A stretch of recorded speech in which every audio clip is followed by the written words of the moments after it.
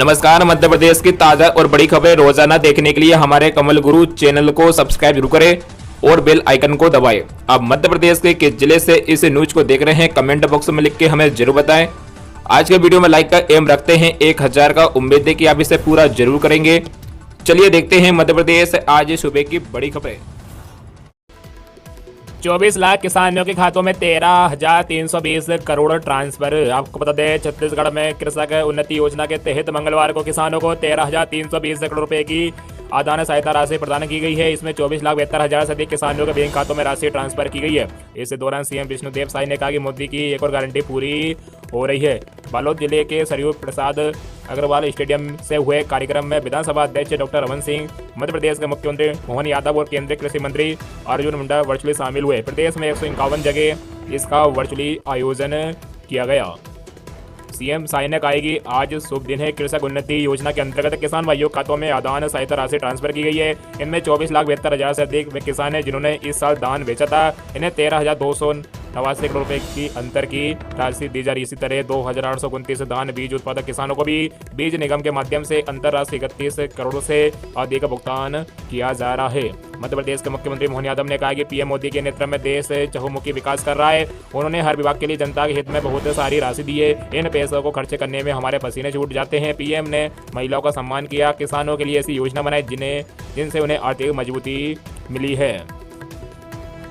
मध्य प्रदेश में कांग्रेस के 10 प्रत्याशियों में 8 नए चेहरे। आपको बता दें, लोकसभा चुनाव के लिए कांग्रेस ने दूसरी सूची जारी कर दी है। इसमें मध्य प्रदेश के 10 सीटों पर प्रत्याशी घोषित किए गए हैं। छिंदवाड़ा से नकुलनाथ और भिंड से फूल सिंह बरैया चुनाव लड़ेंगे। 10 में से 8 सीटों पर नए प्रत्याशी उतारे गए हैं। छिंदवाड़ा और बैतूल सीट पर ही कैंडिडेट रिपीट किए गए हैं। कांग्रेस की मध्य प्रदेश के लिए पहली लिस्ट में किसी महिला उम्मीदवार का नाम नहीं है। एमपी के लिए कांग्रेस की पहली लिस्ट में 10 में से सिर्फ 2 सीटों पर ही उम्मीदवार रिपीट किए गए। छिंदवाड़ा से नकुलनाथ और बैतूल से रामू टेकाम 2019 में भी कांग्रेस के प्रत्याशी थे। इनमें से नकुलनाथ चुनाव जीते थे। बता दें, नकुलनाथ छिंदवाड़ा में सियासी मंचों पर अपनी उम्मीदवारी का ऐलान कर चुके थे। कांग्रेस ने मंडला से ओमकार सिंह मरकाम, भिंड से फूल सिंह बरैया और सतना से सिद्धार्थ कुशवाहा को प्रत्याशी बनाया गया। तीनों मौजूदा विधायक बीते विधानसभा चुनाव में सतना सीट पर सिद्धार्थ ने भाजपा के गणेश सिंह को हराया था। अब लोकसभा चुनाव में भी इन दोनों के बीच मुकाबला होगा। कांग्रेस की ओर से घोषित 10 सीटों में से 7 आरक्षित है। भिंड, देवास और टीकमगढ़ अनुसूचित जाति के लिए आरक्षित है। वही मंडला, खरगोन, धार और बैतूल अनुसूचित जनजाति यानी एसटी के लिए रिजर्व है। छिंदवाड़ा, सीधी और सतना अनारक्षित हैं। बीजेपी ऑफिस के सामने बेरोजगारों ने किया रामायण पाठ। भोपाल में धरने पर बैठे। आपको बता दें, बेरोजगार शिक्षक संघ के सदस्य अपनी मांगों को लेकर आज सुबह शिवाजी नगर स्थित भाजपा कार्यालय के बाहर धरने पर बैठ गए। संघ के सदस्यों ने रामायण पाठ शुरू कर दिया। उनकी मांग है कि सरकार वर्ग 1 उच्च माध्यमिक शिक्षा चयन परीक्षा 2023 के जो अभ्यर्थी वेटिंग लिस्ट में है उनको नियुक्ति दे, इसके लिए पद बढ़ाए जाए। भाजपा कार्यालय के बाहर धरना और रामायण पाठ की वजह से आने जाने का रास्ता रुक गया। भाजपा कार्यालय की ओर से पुलिस को सूचना दी गई। इसके बाद पुलिस फोर्स करीब 100 से अधिक प्रदर्शनकारियों को हटाया। सभी को पुलिस वाहन से कटारा से पुलिस स्टेशन भेज दिया। एसीपी अध्यक्ष चौधरी ने बताया कि यहाँ पर कुछ लोग रास्ता रोककर बैठे थे, उन्हें समझाइश दी गई, नहीं माने तो यहाँ से हटा दिया है। जीतू पटवारी ने कहा कि मध्य प्रदेश बेरोजगार शिक्षक संघ के वर्ग 1 के चयनित शिक्षकों द्वारा बीजेपी कार्यालय के सामने प्रदर्शन के दौरान शिक्षकों के साथ की गई बर्बरता मोहन सरकार के तानाशाही को दर्शा रही है। चतुरपुर से आई अंजलि शर्मा के साथ अपराधी जैसे व्यवहार से मन आहत है। स्कूल शिक्षा मंत्री उदय प्रताप सिंह का बड़ा बयान। शैक्षणिक सत्र 2024-25 में 280 नए सीएम राज्य स्कूलों का शुरू होगा संचालन। आपको बता दें, मध्य प्रदेश के स्कूली छात्रों के लिए सरकार द्वारा सीएम राज्य स्कूल की स्थापना की गई। इसके पहले चरण में 275 स्कूल प्रारंभ किए जा चुके हैं, जिसमें केजी से 12वीं तक के स्टूडेंट को अंग्रेजी माध्यम से पढ़ाया जाएगा। इसी कड़ी में स्कूल शिक्षा मंत्री उदय प्रताप सिंह का बड़ा बयान सामने आया है, जिसमें उन्होंने आगामी शैक्षणिक सत्र को लेकर भी जानकारी दी है। मंत्री उदय प्रताप सिंह ने बताया कि प्रदेश में लगभग 280 नए सीएम राज्य स्कूल प्रारंभ किया जाएगा। अभी तक लगभग 2.5 लाख बच्चे सीएम राज्य स्कूल से जुड़ चुके हैं। किसान अब 16 मार्च तक करा सकेंगे गेहूं उपराजन के लिए पंजीयन। आपको बता दें, खाद्य नागरिक आपूर्ति एवं उपभोक्ता संरक्षण मंत्री गोविंद सिंह राजपूत ने बताया कि रबी विपणन वर्ष 2024-25 में समर्थन मूल्य पर गेहूं उपराजन के लिए पंजीयन की अवधि बढ़ा दी गई है। अब रबी विपणन वर्ष 2024-25 में समर्थन मूल्य पर गेहूं उपराजन के लिए किसान 16 मार्च तक पंजीयन करा सकेंगे। पूर्व में पंजीयन की तारीख 10 मार्च थी। खाद्य नागरिक आपूर्ति और उपभोक्ता संरक्षण विभाग ने पंजीयन वृद्धि संबंधी आदेश जारी कर दिए हैं। विकास की गति धीमी नहीं होने देंगे। आपको बता दें, पीएम नरेंद्र मोदी ने कहा कि विकसित भारत के लिए नव निर्माणों का लगातार विस्तार हो रहा है। देश के कोने कोने में परियोजनाओं का लोकार्पण और नई योजना की शुरुआत हो रही है। वर्ष 2024 के पहले 75 दिनों में ही 11 लाख करोड़ से अधिक की परियोजनाओं का लोकार्पण और शिलान्यास हो चुका है। विकास की इस गति को हम धीमा नहीं होने देंगे। प्रधानमंत्री मोदी विकसित भारत के लिए आधुनिक रेलवे कार्यक्रम के अंतर्गत 85,000 करोड़ रुपए से अधिक की 6,000 रेल परियोजनाओं के शिलान्यास और राष्ट्र को समर्पण कार्यक्रम को अहमदाबाद से संबोधित कर रहे थे। मुख्यमंत्री डॉक्टर यादव ने भोपाल रेलवे स्टेशन पर हुए कार्यक्रम से सहभागिता की। मुख्यमंत्री डॉक्टर मोहन यादव ने कहा कि भारतीय रेलवे आधुनिक समय में देश का भाग्य बदलने में महत्वपूर्ण योगदान दे रही है। पीएम नरेंद्र मोदी ने 2014 के बाद रेलवे की कई पुरानी परंपराओं को बदलकर रेलवे के विकास को गति दी है। केंद्रीय बजट और रेलवे बजट को एक कर भारत सरकार के संसाधनों के रेलवे के विकास में उपयोग का मार्ग प्रस्तुत किया है। उनकी पहल से देशवासियों ने स्वच्छ रेलवे स्टेशन और विश्व स्तरीय रेलवे सुविधाओं का अनुभव किया है। मध्य प्रदेश को मिलने वाला रेलवे बजट 2014 से पहले तक लगभग 275 करोड़ हुआ करता था, जो अब 15,000 करोड़ रुपए हो गया है। ये डबल इंजन की सरकार का प्रभाव है।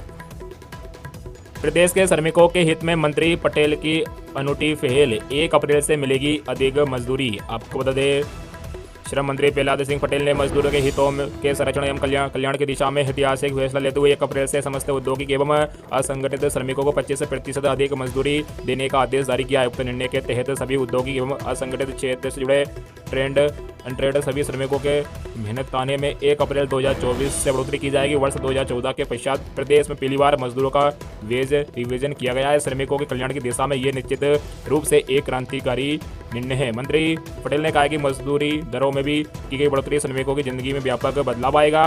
पीएम नरेंद्र मोदी के विजन या मुख्यमंत्री डॉक्टर मोहन यादव के नेतृत्व में किए जा रहे सबके विकास की कड़ी में श्रमिकों के उत्थान के लिए ये पहल की गई। उन्होंने कहा कि श्रम विभाग मजदूरों के कल्याण में सुरक्षा के लिए प्रतिबद्ध है और इसी दिशा में कई महत्वपूर्ण निर्णय आने वाले समय में लिए जाएंगे।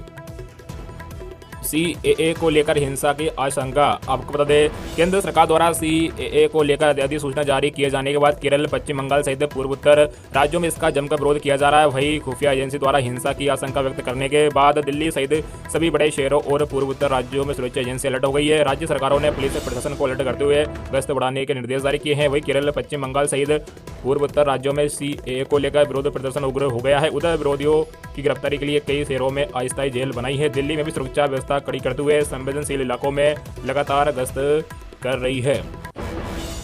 मध्य प्रदेश में व्यावसायिक बिजली होगी 15% तक महंगी। आपको बता दें, अब बिजली औसत 3.86% तक महंगी होगी। विद्युत नियामक आयोग की ओर से नया टैरिफ प्लान तैयार किया गया, जो कि 15 मार्च या उसके बाद वित्तीय वर्ष 2024-25 के लिए लागू हो जाएगा। इसमें व्यावसायिक बिजली पर 15% तक की बढ़ोतरी हो जाएगी। मकान में 2 या 3 कमरे का उपयोग होम स्टे में बदला गया है और बाकी के हिस्से में परिवार रह रहा है, उसे भी व्यवसायिक मानकर बिलिंग की जा रही है। मकान को होम स्टे में बदला गया है, वो कनेक्शन घरेलू है तो व्यावसायिक दर से 1 साल तक की बिलिंग भी की जा रही है। औद्योगिक और घरेलू उपभोक्ताओं के लिए 2 तरह का टैरिफ होगा, जिसमें शाम 5 बजे के बाद सामान्य से बढ़ी हुई दरों पर बिजली दी जाएगी। साथ ही नियत प्रभार व ऊर्जा प्रभार में भी बढ़ोतरी की गई, जो कि 50 यूनिट खपत से लेकर 300 यूनिट या इससे अधिक खपत पर 427 रुपये से लेकर 680 रुपये तक चुकाना होगी।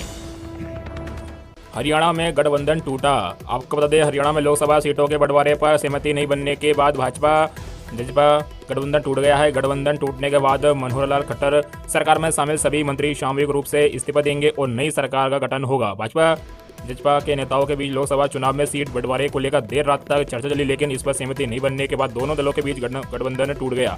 गठबंधन टूटते ही सरकार में शामिल सभी मंत्री सामूहिक रूप से इस्तीफा देंगे। इसके बाद नए सिरे से मनोहर लाल खट्टर सरकार गठन होगा, जिसमें भाजपा शामिल नहीं होगी। गौरतलब है कि 90 सीटों वाली हरियाणा विधानसभा में भाजपा के 41, जसपा के 10 और कांग्रेस के 30 विधायक है। हालांकि भाजपा को 6 निर्दलीयों के साथ साथ विधायकों का समर्थन है, इसलिए सरकार अल्पमत में नहीं आएगी। वीडियो को लाइक करें, चैनल को सब्सक्राइब करें, वीडियो को ज्यादा से ज्यादा अपने मित्रों में शेयर जरूर कीजिएगा। जय हिंद, जय भारत।